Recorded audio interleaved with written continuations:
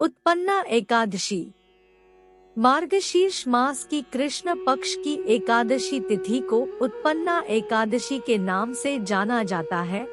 उत्पन्ना एकादशी को वैतरणी एकादशी के नाम से भी जाना जाता है। धर्म शास्त्रों के अनुसार उत्पन्ना एकादशी से ही एकादशी व्रत का आरंभ हुआ था। पौराणिक कथा के अनुसार इसी दिन भगवान विष्णु के तेज से एक कन्या उत्पन्न हुई थी जिसका नाम एकादशी रखा गया। इस दिन भगवान विष्णु का पूजन किया जाता है। इस दिन का व्रत एवं पूजन करने से मनुष्य संसार के मोहमाया के जाल से मुक्त होकर मोक्ष को प्राप्त करता है। उत्पन्ना एकादशी का व्रत एवं पूजन करने से जातक को सभी सांसारिक सुखों की प्राप्ति होती है। मनुष्य जीवन सुखों को भोगकर मरणोपरांत मोक्ष को प्राप्त होता है। साधक के सभी पापों का नाश होता है। मनुष्य संसार के मोहमाया के जाल से छूट जाता है। मनुष्य के सभी जन्मों के पापों का नाश हो जाता है। भगवान विष्णु प्रसन्न होते हैं और साधक को उनकी कृपा प्राप्त होती है। उत्पन्ना एकादशी व्रत की विधि। उत्पन्ना एकादशी पर भगवान विष्णु के साथ देवी एकादशी की पूजन का भी विधान है। अन्य एकादशियों की ही भांति उत्पन्ना एकादशी का व्रत भी एक दिन पूर्व अर्थात दशमी तिथि की शाम से भी प्रारंभ हो जाता है। शाम को भोजन के बाद अपने मुख को अच्छे से साफ करें जिससे मुख में अन्न का कोई कण ना रहे। रात्रि को ब्रह्मचर्य का पालन करें। अपने आचार विचार को संयमित रखें। उत्पन्ना एकादशी के दिन प्रातःकाल स्नानादि नित्य क्रिया से निवृत्त होकर स्वच्छ वस्त्र धारण करें। पूजा स्थान पर बैठकर उत्पन्ना एकादशी के व्रत का संकल्प करें। तत्पश्चात एक चौकी पर कपड़ा बिछाकर उस पर जल का कलश स्थापित करें। उस पर भगवान विष्णु की प्रतिमा या तस्वीर स्थापित करें। धूप दीप जलाकर भगवान विष्णु की प्रतिमा का पंचामृत से अभिषेक करें। रोली चावल व चंदन से तिलक करें। सुगंध अर्पित करें। भगवान विष्णु को फूलमाला अर्पित करें। फल चढ़ाएं। फिर भगवान को नैवेद्य अर्पित करें। यदि आप स्वयं ये पूजा नहीं कर सकते तो किसी योग्य विद्वान ब्राह्मण से भी पूजन करवा सकते हैं। भगवान विष्णु की पूजा करते समय ओम नमो भगवते वासुदेवाय मंत्र का जाप करते रहें।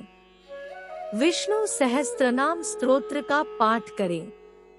इसके बाद उत्पन्ना एकादशी व्रत का महात्म्य और कथा पढ़े या सुने। भगवान विष्णु की आरती करें। भगवान से अपनी गलतियों के लिए क्षमायाचना करें और उनसे अपना मनोरथ निवेदन करें। दिन भर उपवास रखें। संध्या के समय भगवान की पूजा और आरती के बाद फलाहार करें। अगले दिन द्वादशी को ब्राह्मण को भोजन करवाएं और यथाशक्ति दान दक्षिणा देकर संतुष्ट करें। फिर उसके बाद स्वयं भोजन करें। व्रत की रात को जागरण अवश्य करें। इस व्रत के दिन दुर्व्यसनों से दूर रहे और सात्विक जीवन जिए। उत्पन्ना एकादशी व्रत कथा। श्री सूत जी बोले, हे विप्रो, भगवान श्री कृष्ण ने विधि सहित इस एकादशी महात्म्य को अर्जुन से कहा था। प्रभु में जिनकी श्रद्धा है वे ही इस व्रत को प्रेम पूर्वक सुनते हैं और इस लोक में अनेक सुखों को भोगकर अंत में वैकुंठ को प्राप्त करते हैं। एक बार अर्जुन ने भगवान श्री कृष्ण से पूछा, हे जनार्दन, एकादशी व्रत की क्या महिमा है? इस व्रत को करने से कौन सा पुण्य मिलता है? इसकी विधि क्या है? सो आप मुझे बताने की कृपा करें। अर्जुन के ये वचन सुन भगवान श्री कृष्ण ने कहा, हे अर्जुन, सर्वप्रथम हेमंत ऋतु के मार्गशीर्ष माह में कृष्ण पक्ष की एकादशी का व्रत करना चाहिए। दशमी की संध्या को दातुन करनी चाहिए और रात्रि को भोजन नहीं करना चाहिए। एकादशी को प्रातः संकल्प नियम के अनुसार कार्य करना चाहिए। मध्याह्न को संकल्प पूर्वक स्नान करना चाहिए। स्नान से पूर्व शरीर पर मिट्टी का लेप लगाना चाहिए। स्नान के बाद मस्तक पर चंदन का तिलक लगाना चाहिए। स्नान के उपरांत धूप, दीप, नैवेद्य से भगवान की पूजा अर्चना करनी चाहिए। रात्रि में दीपदान करना चाहिए। ये सभी सात्विक कर्म भक्ति पूर्वक करने चाहिए। रात में जागरण करते हुए श्रीहरि के नाम का जप करना चाहिए तथा किसी भी प्रकार के भोगविलास या स्त्री प्रसंग से सर्वथा दूर रहना चाहिए। हृदय में पवित्र एवं सात्विक विचारों को ही स्थान देना चाहिए। इस दिन श्रद्धा पूर्वक ब्राह्मणों को दान दक्षिणा देनी चाहिए और उनसे अपने पापों की क्षमा मांगनी चाहिए। धार्मिक जनों को शुक्ल पक्ष और कृष्ण पक्ष की दोनों एकादशियों को एक समान समझना चाहिए। इनमें भेदभाव नहीं करना चाहिए। ऊपर लिखी विधि के अनुसार जो मनुष्य एकादशी का व्रत करते हैं उनको शंखोद्धार तीर्थ एवं दर्शन करने से जो पुण्य प्राप्त होता है वह एकादशी व्रत के पुण्य के 16वें भाग के बराबर भी नहीं है। हे अर्जुन, व्यतिपात योग में, संक्रांति में तथा सूर्य और चंद्र ग्रहण में दान देने से और कुरुक्षेत्र में स्नान करने से जो पुण्य प्राप्त होता है वही पुण्य मनुष्य को एकादशी का व्रत करने से प्राप्त होता है। हे कुंती पुत्र, जो फल वेदपाठी ब्राह्मणों को 1000 गोदान करने से प्राप्त होता है उससे 10 गुना अधिक पुण्य एकादशी का व्रत करने से मिलता है। 10 श्रेष्ठ ब्राह्मणों को भोजन कराने से जो पुण्य प्राप्त होता है वह एकादशी के पुण्य के 10वें भाग के बराबर होता है। निर्जल व्रत करने का आधा फल एक बार भोजन करने के बराबर होता है, अतः एकादशी का व्रत करने पर ही यज्ञ, दान, तप आदि मिलते हैं, अन्यथा नहीं। अतः एकादशी का व्रत अवश्य ही करना चाहिए। इस एकादशी के व्रत में शंख से जल नहीं पीना चाहिए। मांसाहार तथा अन्य निरामिष आहार का एकादशी के व्रत में सर्वथा निषेध है। एकादशी व्रत का फल 1000 यज्ञों से भी ज्यादा है। भगवान श्री कृष्ण के वचन सुन अर्जुन ने कहा, हे प्रभु, आपने इस एकादशी व्रत के पुण्यों को अनेक तीर्थों के पुण्य से श्रेष्ठ तथा पवित्र क्यों बतलाया है? कृपा करके यह सब आप विस्तार पूर्वक कहिए। श्री कृष्ण बोले, हे पार्थ, सतयुग में एक महाभयंकर असुर हुआ था, उसका नाम मुर था। उस असुर ने इंद्र आदि देवताओं पर विजय प्राप्त कर उन्हें उनके पद से हटा दिया। तब इंद्र ने भगवान शंकर से प्रार्थना की, हे भोलेनाथ, हम सब देवता मुर असुर के अत्याचारों से दुखी होकर मृत्युलोक में अपना जीवन व्यतीत कर रहे हैं। राक्षसों के भय से हम बहुत दुख और कष्ट भोग रहे हैं। मैं स्वयं बहुत दुखी और भयभीत हूँ। अन्य देवताओं की तो बात ही क्या है। अतः हे कैलाशपति, कृपा कर आप मुर असुर के अत्याचार से बचने का उपाय बतलाइए। देवराज की प्रार्थना सुन शंकर जी ने कहा, हे देवेंद्र, आप भगवान श्रीहरि के पास जाइए। मधुकैटभ का संहार करने वाले भगवान विष्णु देवताओं को अवश्य ही इस भय से मुक्त करेंगे। महादेव जी के आदेशानुसार इंद्र तथा अन्य देवता क्षीर सागर गए, जहाँ पर भगवान श्रीहरि शेषशय्या पर विराजमान थे। इंद्र सहित सभी देवताओं ने भगवान विष्णु के समक्ष उपस्थित होकर उनकी स्तुति की है। तीनों लोकों के स्वामी, आप स्तुति करने योग्य हैं। हम सभी देवताओं का आपको कोटि कोटि प्रणाम है। हे असुरों के संहारक, हम आपकी शरण में हैं, आप हमारी रक्षा करें। हे त्रिलोकपति, हम सभी देवता असुरों के अत्याचारों से भयभीत होकर आपकी शरण में आए हैं। इस समय असुरों ने हमें स्वर्ग से निकाल दिया है और हम सभी देवता बड़ी ही दयनीय स्थिति में मृत्युलोक में विचरण कर रहे हैं। अब आप ही हमारे रक्षक हैं, रक्षा कीजिए। हे कैलाशपति, हे जगन्नाथ, हमारी रक्षा करें। देवताओं की करुण पुकार सुनकर भगवान श्रीहरि बोले, हे देवगणों, वह कौन सा असुर है जिसने देवताओं को जीत लिया है? आप सभी देवगण किसके भय से पृथ्वीलोक में भटक रहे हैं? क्या वह असुर इतना बलवान है जिसने इंद्र सहित सभी देवताओं को जीत लिया है? तुम निर्भय होकर मुझे सब हाल बताओ। भगवान विष्णु के इन स्नेहमयी वचनों को सुनकर देवेंद्र ने कहा, हे प्रभु, प्राचीन काल में ब्रह्मवंश में उत्पन्न हुआ नाड़ी जंगम नाम का एक असुर था, जिसका मुर नामक एक पुत्र है, जो चंद्रवती नामक नगरी में निवास करता है, जिसने अपने बल से मृत्युलोक और देवलोक को जीत लिया है और सब देवताओं को देवलोक से निकालकर अपने असुर कुल के असुरों को इंद्र, अग्नि, यम, वरुण, चंद्रमा आदि लोकपाल बना दिया है। वह स्वयं सूर्य बनकर पृथ्वी को तापता है और स्वयं मेघ बनकर जल की वर्षा करता है। अतः आप इस बलशाली भयानक असुर का संहार करके देवताओं की रक्षा करें। देवेंद्र के मुख से ऐसे वचन सुन भगवान विष्णु बोले, हे देवताओं, मैं आपके शत्रु का शीघ्र ही संहार करूंगा। आप सब इसी समय मेरे साथ चंद्रवती नगरी चलिए।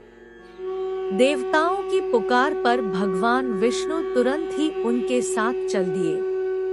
उधर असुरराज मुर ने अपने तेज से जान लिया था कि श्री विष्णु युद्ध की इच्छा से उसकी राजधानी की तरफ आ रहे हैं, अतः अपने राक्षस योद्धाओं के साथ वह भी युद्ध भूमि में आकर गर्जने लगा। देखते ही देखते युद्ध शुरू हो गया। युद्ध शुरू होने पर अनगिनत असुर अनेक अस्त्रों शस्त्रों को धारण कर देवताओं से युद्ध करने लगे, किंतु देवता तो पहले ही डरे हुए थे। वह अधिक देर तक राक्षसों का सामना न कर सके और भाग खड़े हुए। तब भगवान विष्णु स्वयं युद्ध भूमि में आ गए। असुर पहले से भी ज्यादा जोश में भरकर भगवान विष्णु से युद्ध करने लगे। वे अपने अस्त्र शस्त्रों से उन पर भयंकर प्रहार करने लगे। असुरों के आक्रमण वारों को श्री विष्णु अपने चक्र और गदा के प्रहारों से नष्ट करने लगे। इस युद्ध में अनेक असुर सदा के लिए मृत्यु की गोद में समा गए, किंतु असुरराज मुर भगवान विष्णु के साथ निश्चल भाव से युद्ध करता रहा। उसका तो जैसे अभी बाल भी बाका नहीं हुआ था। वह बिना डरे युद्ध कर रहा था। भगवान विष्णु मुर को मारने के लिए जिन जिन शस्त्रों का प्रयोग करते, वे सब उसके तेज से नष्ट होकर उस पर पुष्पों के समान गिरने लगते। अनेक अस्त्रों शस्त्रों का प्रयोग करने पर भी भगवान विष्णु उससे जीत न सके। तब वे आपस में मल्ल युद्ध करने लगे। भगवान श्रीहरि उस असुर से देवताओं के लिए सहस्र वर्ष तक युद्ध करते रहे, किंतु उस असुर से न जीत सके। अंत में भगवान विष्णु शांत होकर विश्राम करने की इच्छा से बद्रिकाश्रम स्थित 38 कोस लंबी एक द्वार वाली हेमवती नाम की एक गुफा में प्रवेश कर गए। हे अर्जुन, उस गुफा में प्रभु ने शयन किया। भगवान विष्णु के पीछे पीछे वह असुर भी चला आया था। भगवान श्रीहरि को सोता देखकर वह उन्हें मारने को तैयार हो गया। वह सोच रहा था कि मैं आज अपने चिर शत्रु को मारकर हमेशा हमेशा के लिए निष्कंटक हो जाऊंगा, परंतु उसकी यह इच्छा पूर्ण न हो सकी, क्योंकि उसी समय भगवान विष्णु की देह से दिव्य वस्त्र धारण किए एक अत्यंत मोहिनी कन्या उत्पन्न हुई और राक्षस को ललकार कर उससे युद्ध करने लगी। उस कन्या को देखकर राक्षस को घोर आश्चर्य हुआ और वह सोचने लगा कि यह ऐसी दिव्य कन्या कहाँ से उत्पन्न हुई, और फिर वह असुर उस कन्या से लगातार युद्ध करता रहा। कुछ समय बीतने पर उस कन्या ने क्रोध में आकर उस असुर के अस्त्र शस्त्रों के टुकड़े टुकड़े कर दिए, उसका रथ तोड़ डाला। अब तो उस असुर को बड़ा ही क्रोध आया और वह सारी मर्यादाएं भंग करके उस कन्या से मल्ल युद्ध करने लगा। उस तेजस्वी कन्या ने उसको धक्का मारकर मूर्छित कर दिया और उसकी मूर्छा टूटने से पूर्व ही उसका सिर काटकर धड़ से अलग कर दिया। सिर काटते ही वह असुर पृथ्वी पर गिरकर मृत्यु को प्राप्त हुआ। बाकी बचे असुर अपने राजा का ऐसा दुखद अंत देखकर भयभीत होकर पाताल लोक में भाग गए।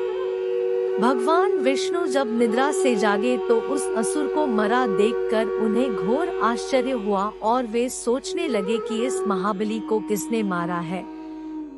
तब वह तेजस्वी कन्या श्रीहरि से हाथ जोड़कर बोली, हे जगदीश्वर, यह असुर आपको मारने को उद्यत था, तब मैंने आपके शरीर से उत्पन्न होकर इस असुर का वध किया है।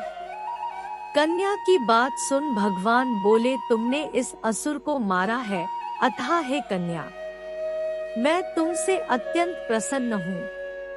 इसे मारकर तुमने तीनों लोकों के देवताओं के कष्ट को हरा है, इसलिए तुम अपनी इच्छानुसार वरदान मांग लो, मैं तुम्हारी प्रत्येक इच्छा को पूर्ण करूँगा।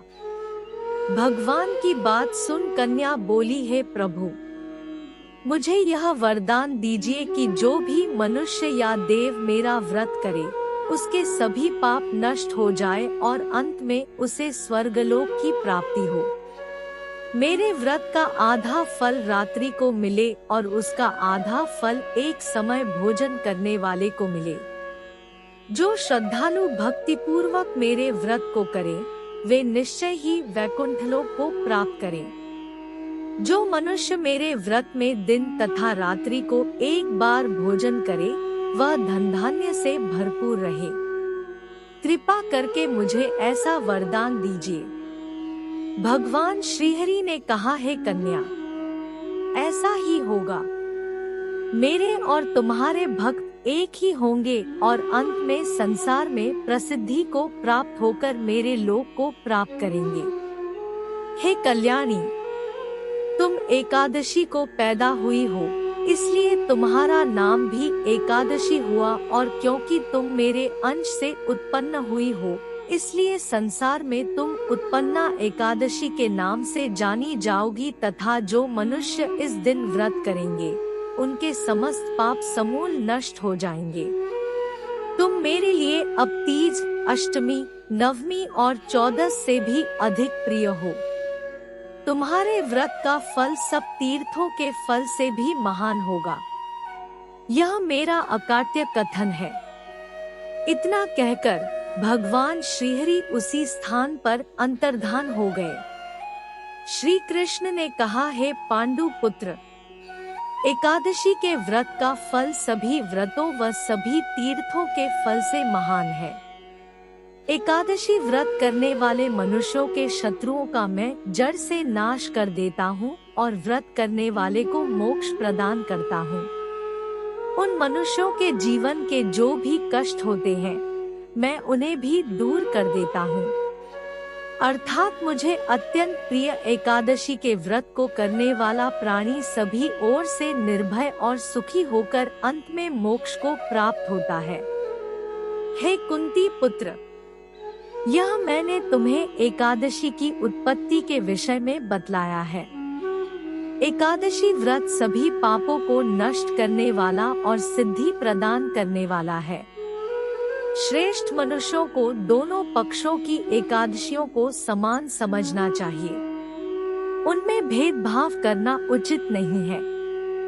जो मनुष्य एकादशी महात्म्य का श्रवण व पठन करेंगे, उन्हें अश्वमेध यज्ञ के समान फल प्राप्त होगा। यह मेरा अकाट्य वचन है। कथा सार। एकादशी भगवान विष्णु की साक्षात शक्ति है।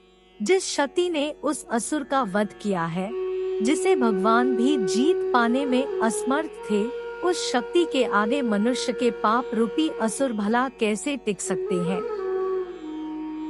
जिस शक्ति ने देवताओं के कष्ट को हरकर उन्हें सुख दिया, वह प्राणी मात्र को क्या नहीं दे सकती। सुख, समृद्धि, शांति और मोक्ष समस्त सुख सहज ही प्राप्त हो जाते हैं। बोलो भगवान विष्णु और लक्ष्मी माता की जय हो।